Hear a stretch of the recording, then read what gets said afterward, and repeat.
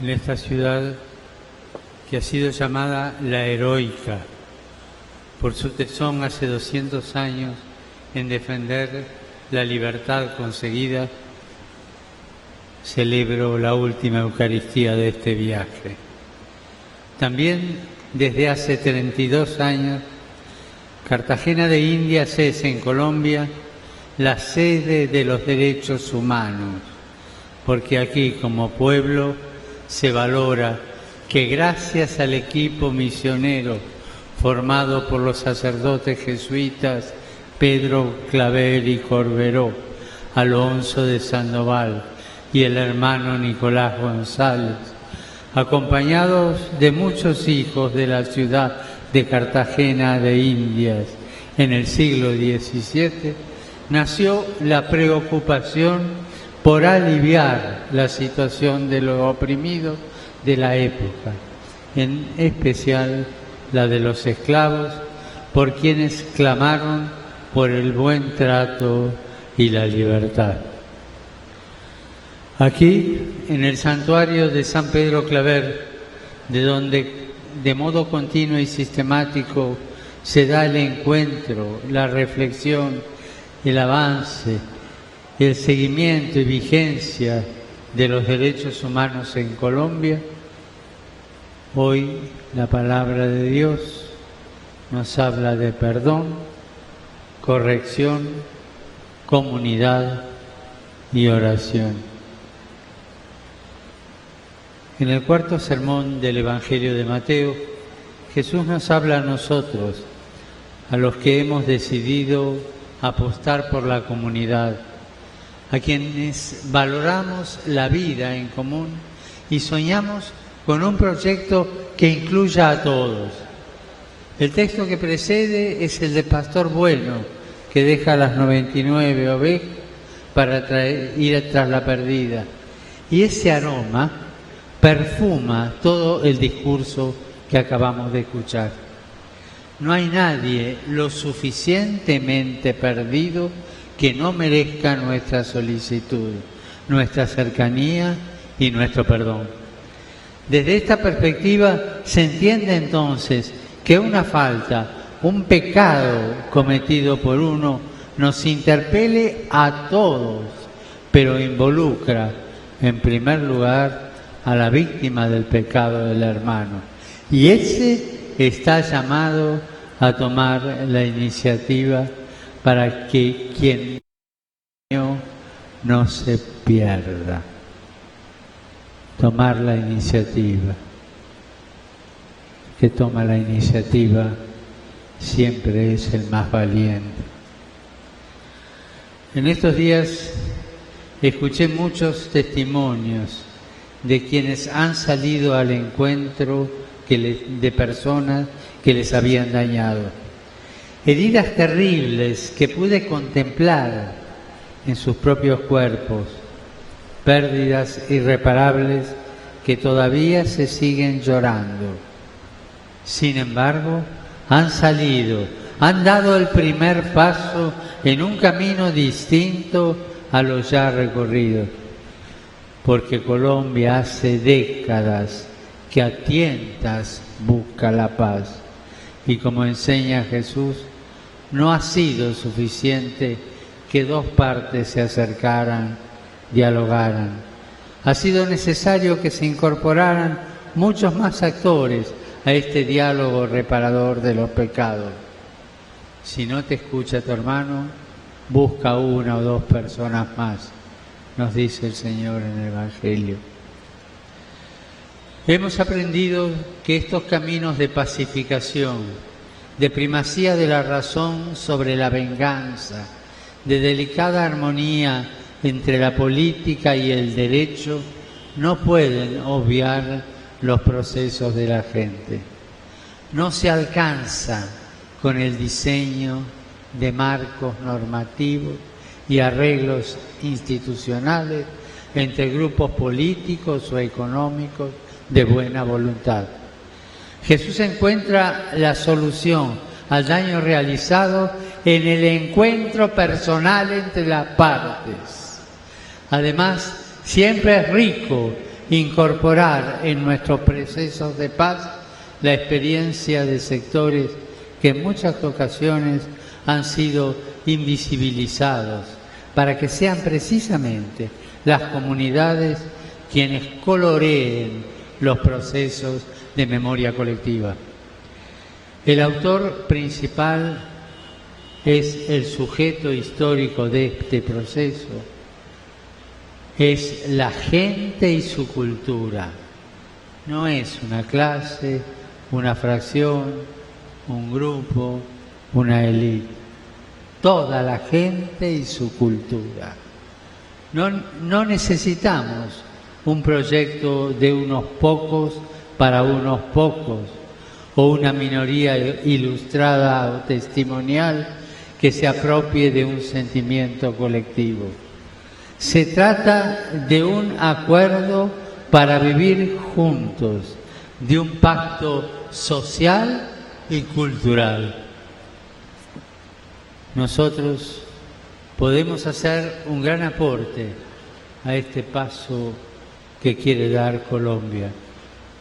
Jesús nos señala que este camino de reinserción en la comunidad comienza con un diálogo de a dos. Nada podrá reemplazar ese encuentro reparador. Ningún proceso colectivo nos exime del desafío de encontrarnos, de clarificar, de perdonar. Las heridas hondas de la historia precisan necesariamente de instancias donde se haga justicia, se dé posibilidad a las víctimas de conocer la verdad, el daño sea convenientemente reparado y haya acciones claras para evitar que se repitan esos crímenes. Pero eso solo nos deja en la puerta de las exigencias cristianas. A nosotros, cristianos, se nos exige generar desde abajo, generar un cambio cultural, a la cultura de la muerte, de la violencia, responder con la cultura de la vida y del encuentro. Nos lo decía ya ese escritor tan de ustedes y tan de todos. Este desastre cultural no se remedia ni con plomo ni con plata, sino con una educación para la paz, construida con amor sobre los escombros de un país enardecido, donde nos levantamos temprano para seguirnos matando unos a los otros. Una legítima revolución de paz que canalice hacia la vida la inmensa energía creadora que durante casi 2 siglos hemos usado para destruirnos y que reivindique y enaltezca el predominio de la imaginación. ¿Cuántos hemos accionado en favor del encuentro y de la paz? ¿Cuánto hemos omitido, permitiendo que la barbarie se hiciera carne en la vida de nuestro pueblo? Jesús nos manda confrontarnos con esos modos de conducta, esos estilos de vida que dañan el cuerpo social, que destruyen la comunidad. ¿Cuántas veces se normalizan, se viven como normales, procesos de violencia, exclusión social, sin que nuestra voz se alce ni nuestras manos acusen proféticamente? Al lado de San Pedro Claver había millares de cristianos, consagrados muchos de ellos, pero solo un puñado inició una corriente contracultural de encuentro.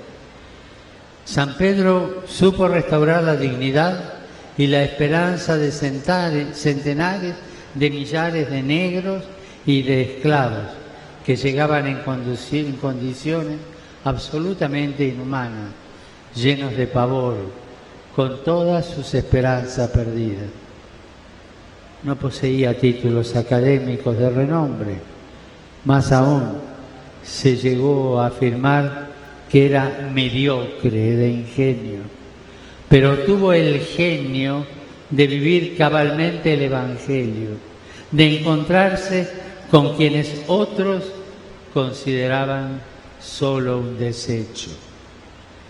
Siglos más tarde, la huella de este misionero y apóstol de la Compañía de Jesús fue seguida por Santa María Bernarda Butler, que dedicó su vida al servicio de pobres y marginados en esta misma ciudad de Cartagena.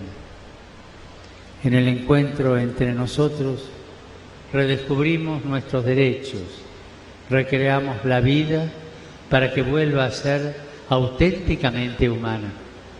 La casa común de todos los hombres debe continuar levantándose sobre una recta comprensión de la fraternidad universal y sobre el respeto de la sacralidad de cada vida humana, de cada hombre y de cada mujer, de los pobres, de los ancianos, de los niños, de los enfermos, de los no nacidos, de los desocupados, de los abandonados, de los que se juzgan descartables porque no se los considera más que números de una u otra estadística. La casa común de todos los hombres debe también edificarse sobre la comprensión de una cierta sacralidad de la naturaleza creada. También Jesús, en el Evangelio, nos señala la posibilidad de que el otro se cierre, se niegue a cambiar, persista en su mal. No podemos negar que hay personas que persisten en pecados que hieren la convivencia y la comunidad. Pienso en el drama lacerante de la droga, con la que algunos lucran despreciando las leyes morales y civiles. Este mal atenta directamente contra la dignidad de la persona humana y va rompiendo progresivamente la imagen que el Creador ha plasmado en nosotros. Condeno con firmeza esta lacra que ha puesto fin a tantas vidas y que es mantenida y sostenida por hombres sin escrúpulos.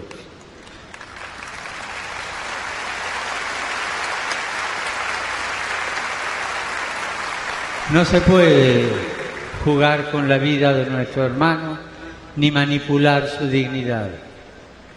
Hago un llamado para que se busquen los modos para terminar con el narcotráfico, que lo único que hace es sembrar muerte por doquier,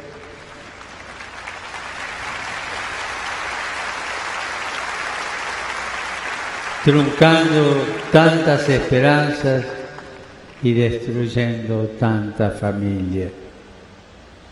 Pienso también en otros dramas, como en la devastación de los recursos naturales y en la contaminación, en la tragedia de la explotación laboral. Pienso en el blanqueo, así como en la especulación financiera que a menudo asume rasgos perjudiciales y demoledores para enteros sistemas económicos y sociales, exponiendo a la pobreza a millones de hombres y mujeres. Pienso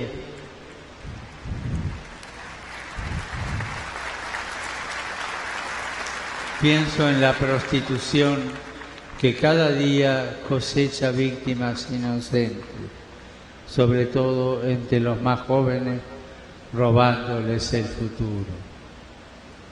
Pienso en la abominable trata de seres humanos, en los delitos y abusos contra los menores, en la esclavitud que todavía difunde su horror en muchas partes del mundo, en la tragedia frecuentemente desatendida de los emigrantes, con los que se especula indignamente en la ilegalidad. E incluso también se especula en una aséptica legalidad pacifista que no tiene en cuenta la carne del hermano, la carne de Cristo. También para esto debemos estar preparados y sólidamente asentados en principios de justicia, que nada disminuyen la caridad. No es posible convivir en paz sin hacer nada con aquello que corrompe la vida y atenta contra ella. A este respecto, recordamos a todos aquellos que con valentía y de forma incansable han trabajado y hasta han perdido la vida en la defensa y protección de los derechos de la persona humana y su dignidad. Como a ellos, la historia nos pide asumir un compromiso definitivo en defensa de los derechos humanos, aquí en Cartagena de Indias, lugar que ustedes han elegido como sede nacional de su tutela.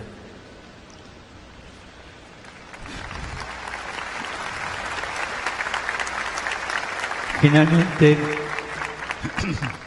Jesús nos pide que recemos juntos, que nuestra oración sea sinfónica, con matices personales, diversas acentuaciones, pero que alce de modo conjunto un mismo clamor. Estoy seguro de que hoy rezamos juntos por el rescate de aquellos que estuvieron errados y no por su destrucción, por la justicia y no la venganza, por la reparación en la verdad y no el olvido. Rezamos para cumplir con el lema de esta visita: demos el primer paso, y que este primer paso sea una dirección común.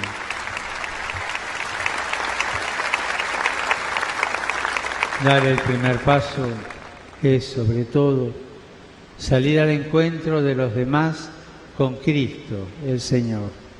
Y Él nos pide siempre dar un paso decidido y seguro hacia los hermanos, renunciando a la pretensión de ser perdonados sin perdonar, de ser amados sin amar. Si Colombia quiere una paz estable y duradera, tiene que dar urgentemente un paso en esta dirección, que es aquella del bien común, de la equidad, de la justicia, del respeto de la naturaleza humana y de sus exigencias. Solo si ayudamos a desatar los nudos de la violencia, desenredaremos la compleja madeja de los desencuentros. Se nos pide dar el paso del encuentro con los hermanos, atrevernos a una corrección que no quiere expulsar, sino integrar. Se nos pide ser caritativamente firmes en aquello que no es negociable. En definitiva, la exigencia es construir la paz, hablando no con la lengua, sino con manos y obras, y levantar juntos los ojos al cielo. Él es capaz de desatar aquello que para nosotros parece imposible. Él nos prometió acompañarnos hasta el fin de los tiempos, y Él no va a dejar estéril tanto esfuerzo.